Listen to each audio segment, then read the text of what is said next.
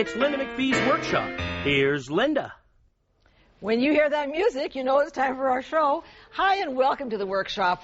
You know, I love to sew. You've known that I love to sew. We've changed our workshop a little bit, and I haven't changed though. I'm still crazy about sewing, but what I've got on the show today is a little bit of knitting and a little bit of embroidery too. You know, I've been doing this for 25 years. I've had this workshop for 25 years. There's a lot of stuff that's happening and a lot of exciting new things developing. And one of them is making a coat out of a towel or a washcloth. So have a look. Let me show you.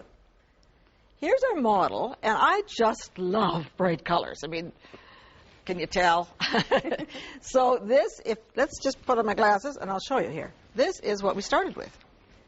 And when I saw this towel, I said, oh boy, this has got to be a coat. So turn around and let's have a look. It's a lot easier than appliquing all this stuff. So you just put the whole towel on the coat. So there's one idea. So let's see if we can come up with a couple of more. So here we go. Because I think they're great on little people. So here's our little one. Can you imagine? So, of course, a towel wouldn't work. You have to have a washcloth. So here's the washcloth. And let's turn you around. Yeah. There you go. Yes. Is that perfect or what? So we start with a washcloth. And on Mother, we have another towel. And, of course, when you start looking for towels, there's no end of possibilities. So this is a very similar towel with the frogs. And if you turn around, so you can see we've got pockets. We've done it up as a bomber style. So the towel possibilities out there are endless, and I would just say you can, you know, I look a lot better in my towel coat than I do in my towel. So if you feel that way, let's make coats out of them. Okay, there's one more, and thank you so much. Okay. And here's the other one. And this one I thought was rather striking. So here we started out with this towel, and then we said, how are we going to make that work? So if you turn around, you'll see. So it is kind of a neat thing to then just take one towel and just create from it. Okay, thank you so much. So joining me to help me is my friend Karen Gibb.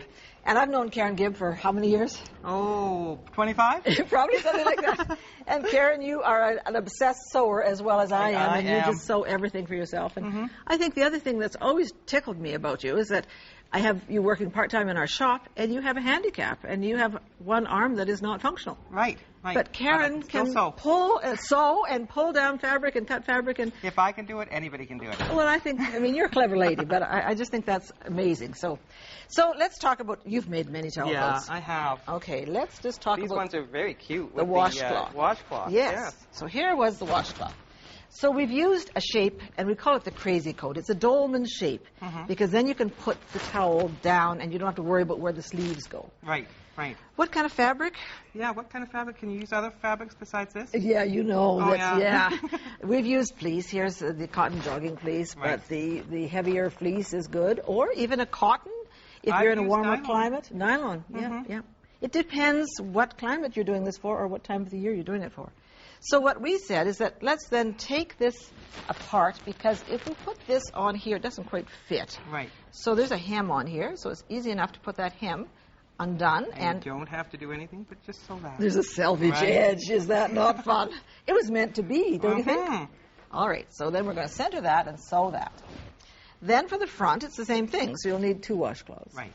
So we'll then cut the washcloth down the middle. And just watch when you're putting this one on that you've got this and this that would be equal, so that those would line up when you sew the shoulder seams. But again, there's the front. So I think you can do that. Yeah, and you've done that many times. So here's one, and we decided to do it in a different color so you could see all the fun. I decided to put a ribbing on this because it's so cute on a little kid with a little ribbing. So here is the cotton lycra ribbing. Right. And this is about 2/3 of the measurement, and that's sort of the same technique as any ribbing. And I also like to put a little bit of firm fabric and, you know, something cotton, something twill, that's very nice. Even interface it if you want. And then that will give me a nice place to put the zipper. Otherwise, the zipper kind of wobbles if you put it into that. So you put just the one end? Yes, let's make sure that we're going to sew this on. So you're going to line this up, right sides together. But you're only going to sew through that one thickness because we've got to put the zipper down into there. That's very tricky. It is. Well, it's not very tricky, but it's something you've got to remember. That's right. Yeah. You do it once and you never forget again. Yeah. So you'll stretch this and then stitch this on. So we've got this one on with that part left open. so that you've then got a place to put your zipper. Right. So then let's get the zipper, and we're going to put the zipper, actually, here we've got even the one side on, so let's even just one side down there. We're going to put it right up into the collar. And I see that you had to cut it down because it was too long. You can never find the zipper the right length, so don't worry, just take those teeth off, and then we can just use it that way. But what I also like to do is then do up this zipper, and then we can see where the other side is going to go. So if you then put a line, and if you put a line right across there, you'll know that's where the red has to be. And put a line right across there, we'll know that that's where the seam is. And so then when you take this off and put this lined up there, we know exactly where this has to line up. And you don't have to take it off. That's right. Yeah. So you'll line those two up. And actually, the other thing that I want to do is put this along that edge, because when that turns and there's a raw edge, I don't like it. So if I stitch this right along that edge, that way when that's turned, it's it'll be very top neat. stitched in. Let me show you the finished one, because that's... You never put a pocket in this one. Well, I didn't do a pocket because there really was no space on a little one. But let me show you the back side. And you can see we put the collar on. I forgot to say the collar, but obviously we put a collar on in a traditional way. But then that goes right along that edge, and it looks like you've got a facing, but you don't have a facing. Right. Let's quickly show that pocket, because in an adult one, it is kind of fun to put a pocket. And you really don't have any patches left of your towel, because we've cut the towel. In this case, we've cut this towel right in half, and we've actually cut some other pieces to make it all work, because it's all kind of a different design. Sometimes you can cut the towel right in half, but this one we had to cut so that the I always find animals... the best places to cut the towel. Yes. So what you'd really have to do then is make yourself a hole, an opening. But you'd have to do this before you put it onto the garment. Right. Because otherwise you've got a big hole. So you stitch down there, and then you slash it like we've done here, and that gets turned. So you've actually got a faced opening, and then we'll just put this zipper. So once that's pressed, we just stick that zipper in that opening and top stitch it all the way around. It's so easy. It is so easy. So easy. Yeah, People are so scared easy. of it, but it's really easy. Yeah, and then basically you've got all that bottom that's right. pocket. Right. So I think pockets, I think towels are the most fun I've had in a long time, and you agree, you've made tons of them, I'm sure. Many of them. Okay, well, thanks for helping me, and thanks for joining us. Well, and lovely. Great, and we're going to come right back, because we're going to have this same thing in knitting. Oh. Yeah, so watch for it. Okay.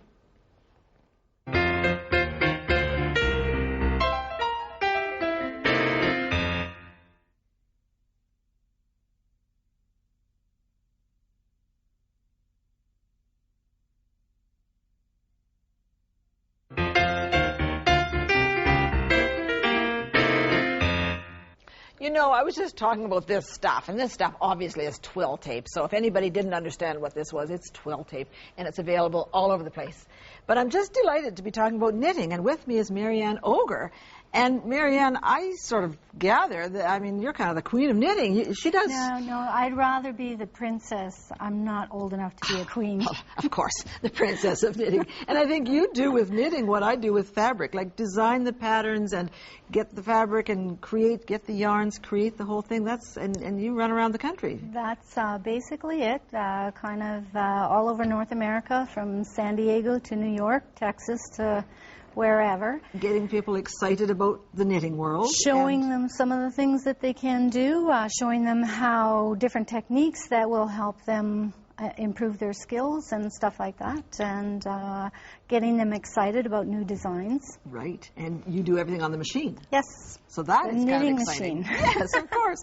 And what I think is kind of neat is that you've got on a similar type of jacket. I mean, I sew it, and you make the fabric, and you sew it, but you knit the fabric. Right.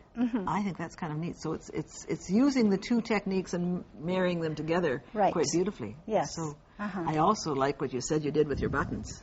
Well, what I did with these buttons is I couldn't find the right color that I wanted in the size of button that I wanted, so I used nail polish to create a button that matched my fabric. A woman after my own heart. I mean, that is beautiful. Of course, they'll match your fingernails. Oh, and blah, everything. Blah. But let's have a look at some of the things that you've done, because I think this is fascinating. So what do you say about this? This is a coat that I call primitive, just because of the folk art pictures on it. We have turtles and fish and just some kind of folk art look to it. There's 6 panels in the body of the coat, and then a drop kind of modified drop shoulder. And we do some nice things like pockets out of lining, unusual things with, a lot of people are afraid of buttonholes. There is lining in it. No, the lining is only for the pockets. Oh, I see. So I didn't want to, I always like pockets Sure. in it, but I didn't want to create extra bulk with okay, there's more. a knitted Keep one. going. Oh, I love this. This jacket here I call the Baja jacket, and what I've done is there's a craze with sock yarn and everything. Sure. I got all wrapped up in knitting socks. I got tired of the socks, and I wanted to create something with the same yarn, and did the jacket here. That this is a dolman sleeve, that this is all in one piece. Yes. I'm liking that a lot. This is like the crazy coat. This right, is, exactly. And the pouch pocket in the front is simply knit to shape and then stitched on the front. Same thing with the placket here. And then my zipper technique was similar to what you told them with the crazy you're jacket. Just covering it with a little bit of, I put the knitting and then covered it with, I put my facing on top instead of on the inside. Sure. Okay, that looks great. And there's matching socks to that too. Wow. This is a lace coat done in a cotton yarn, and the denim color is such a good color. Well, everything is denim lately. Yes, denim is the new rage with knitting, period. Sure. And this is a lace technique that is done automatically on some of the knitting machines. Okay, and how long would it take? Is that a good question? Something like this. Maybe it's not fair to ask me because I've been doing this for quite some time, but my finished time on something like this would be about 6 hours. Oh, wow. Yeah. Okay, the one that I have on maybe about 4 hours because it's not quite as involved as something like this. Sure. Okay, super. I like the shape of this one. And this one here, it's just a fun jacket. Lots of room in there, kind of one size fits all. Fits everyone. Again, a denim yarn that was fun to work with. I have this passion for wide wale corduroy, and for some reason I thought if we could just make wide wale corduroy with denim, that's what I tried to do here. And I mean, we can buy fabric like this, but not quite. I mean, it's exactly. It's not there. So yes. This is wonderful. Okay. So, yes, and there's so more. much. There's more.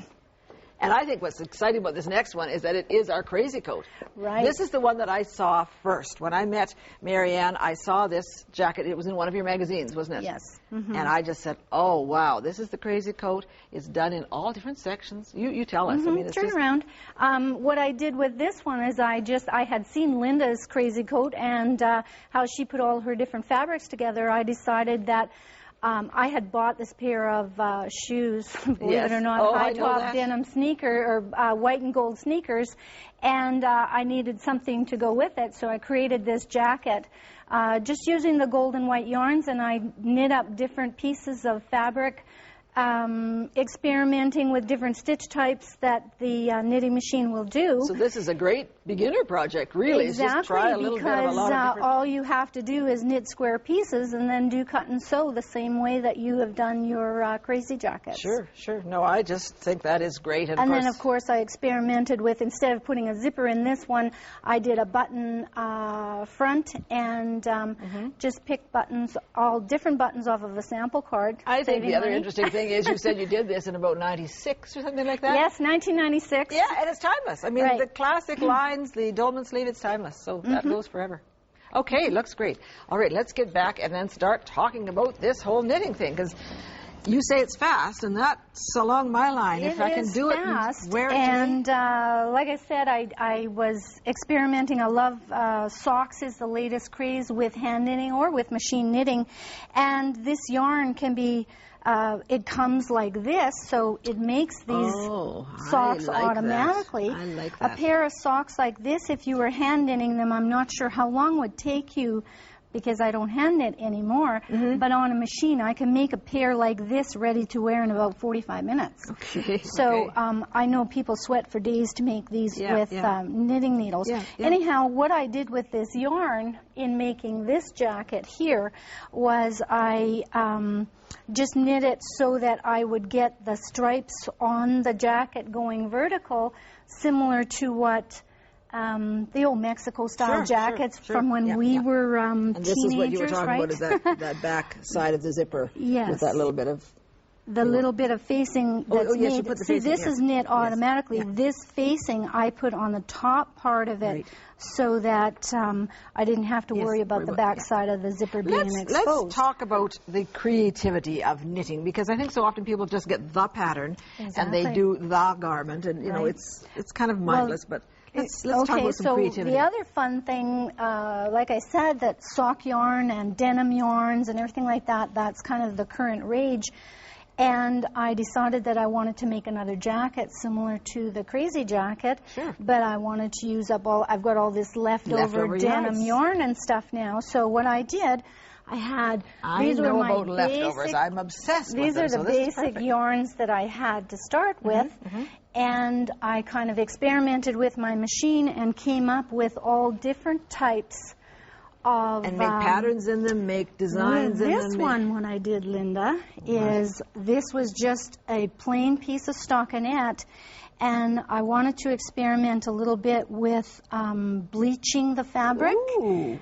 I used a gel toilet bowl cleaner, believe it or not, and I just squirted it all out. No, just squirt it on wherever it goes. I let it sit for about 5 minutes, and I could see the color lifting. Love it. And I washed it. Love it. So actually, this one, I was going to incorporate it into this jacket, but I can see making a whole jacket just with this absolutely, absolutely. And you can do that on fabric too if you're exactly. You know, we've just got to hurry along here because.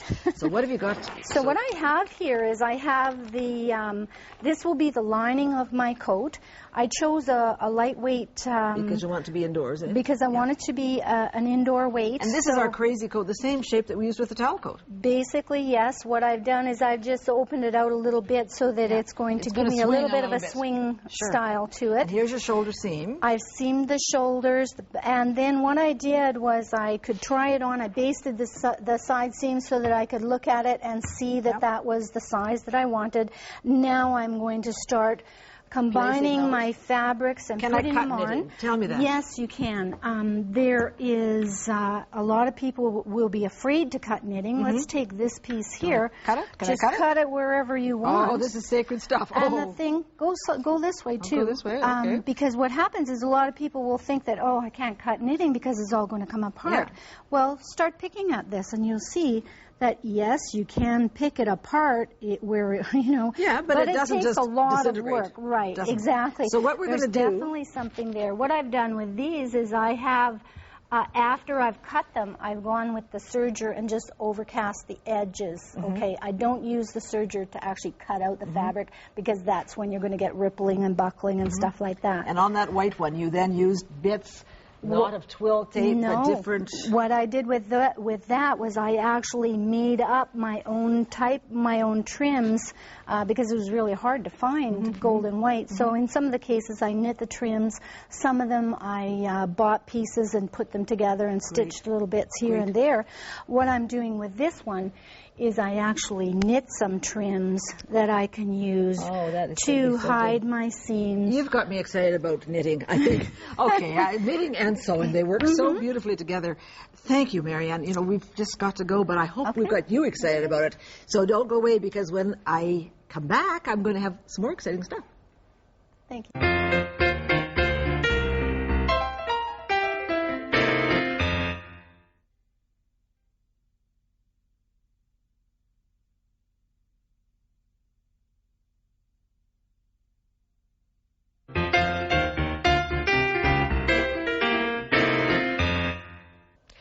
I'm often asked, and you will believe this, Carol, do I need a serger or not? And, I know, but what is the answer to that? Well, I often ask people, you had an oven in your kitchen, and along came the microwave, and you may have thought you didn't need the microwave right to begin with. But do you need a microwave now?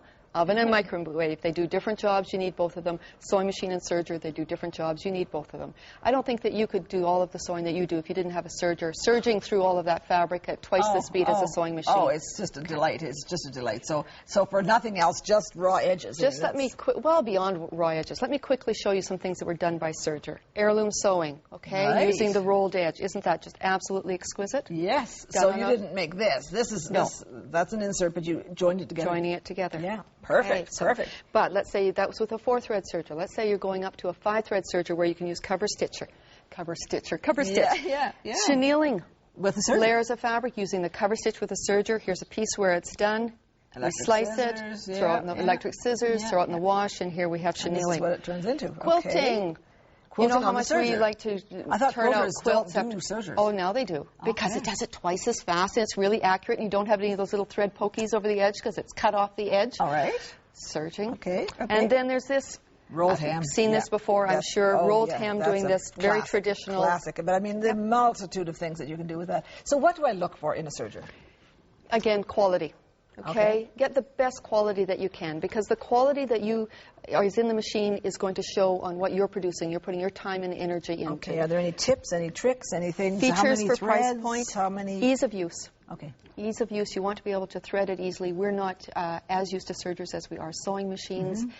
You want to deal with a store that knows their sergers, that is going to be there to help you learn how to use your serger and to grow with it. Okay? Because, of course, it's amazing, but there's just about as many serger models as there are sewing machine models. Yes, there is. There's just a multitude of different things that they do. They help you a lot now. There's computerized sergers. This one, we just touch buttons, and the Husky Lock tells us what to do. It tells us which needle to take in, which one to put thread into which needle, and it guides us right through it, taking us through everything.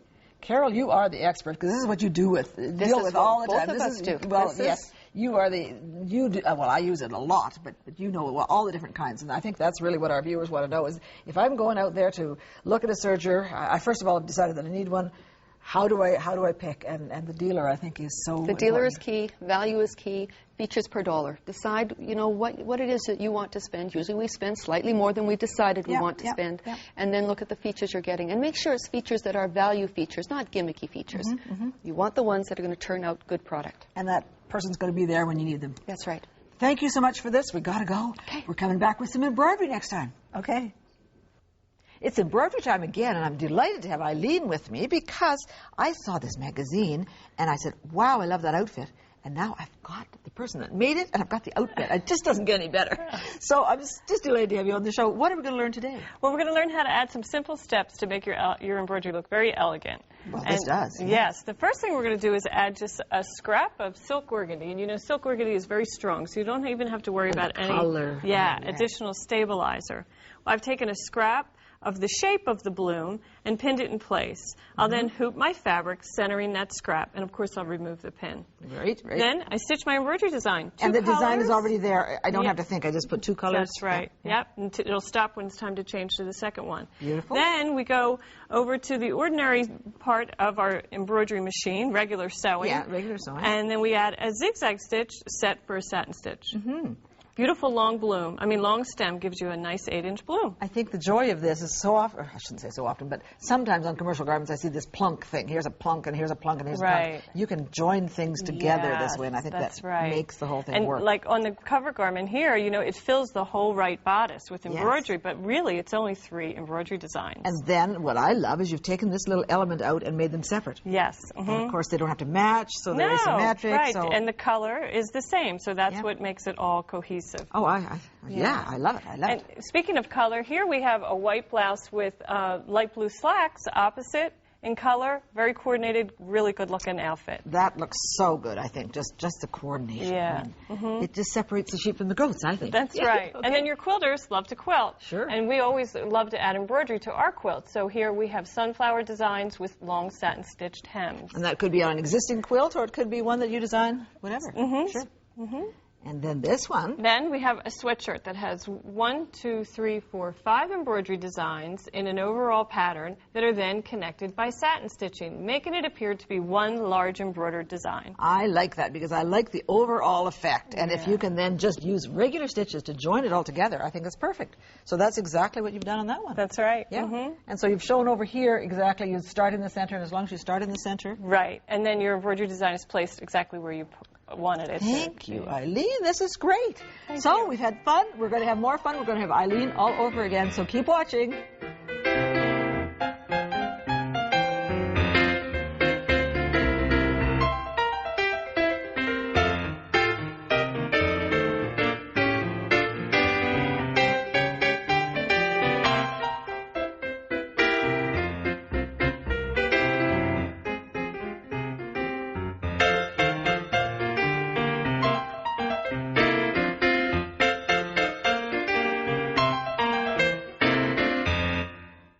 To receive the companion book for this series, send $19.98 to the address on your screen or call 1-888-MacPhee.